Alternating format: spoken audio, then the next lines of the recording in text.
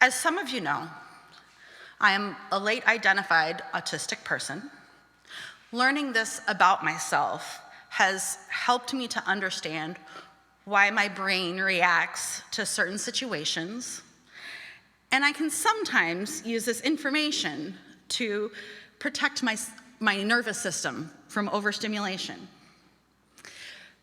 But many times, sensory overstimulation comes whether I like it or not, and the best I can do is employ coping strategies to mitigate the overwhelm and ride out the meltdown. My most recent sensory meltdown came with some unfortunate timing.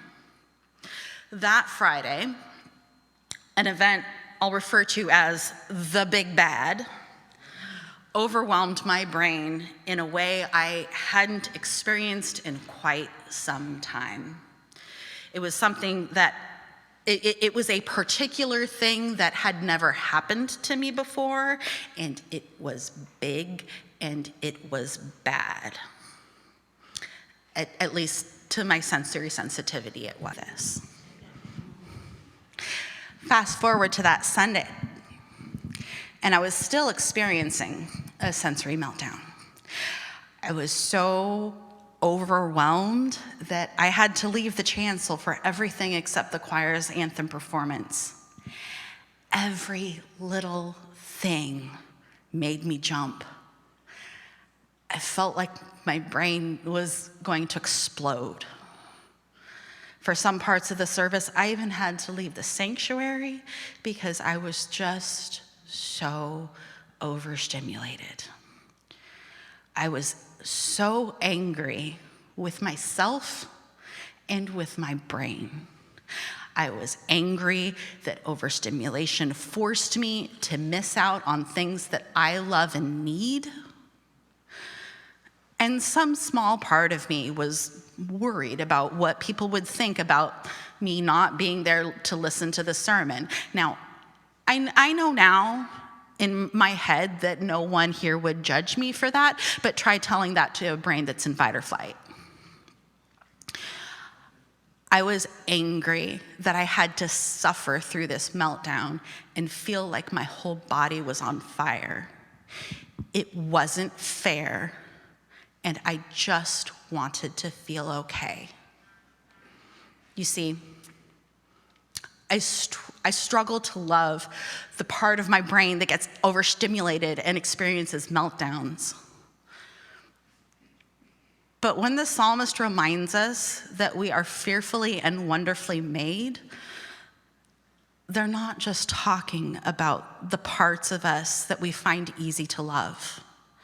We are whole people with whole human experiences and faceted personalities.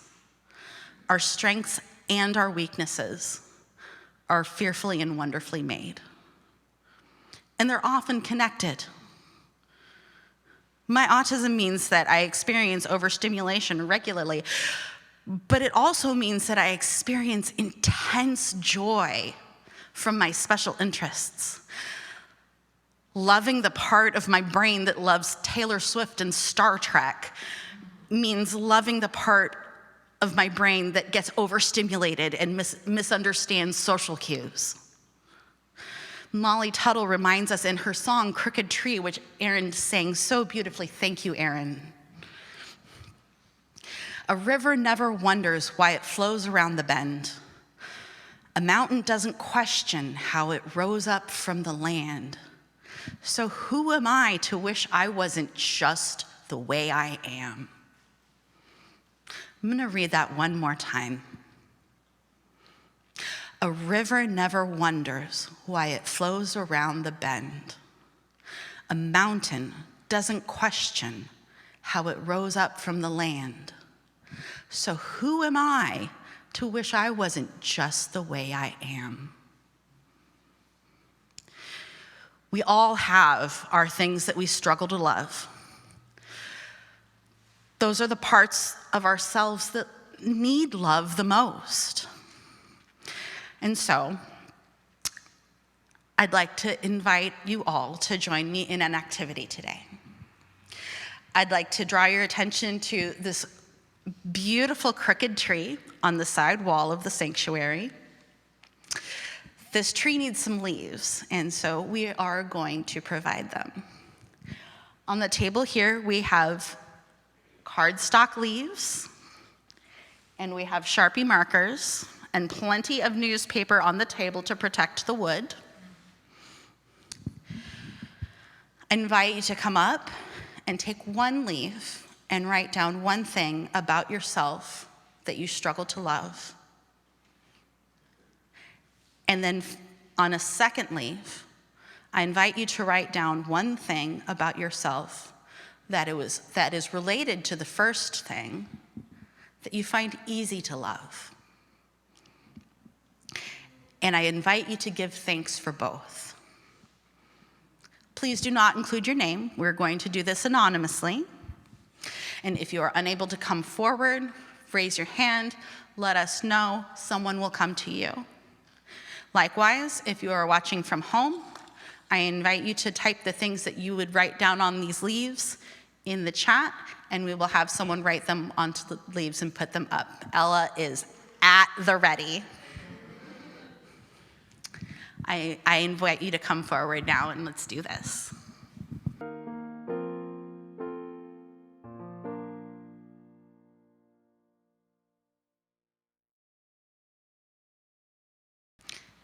Will you pray with me? God, this morning when I woke up, my brain was fuzzy, but I woke up.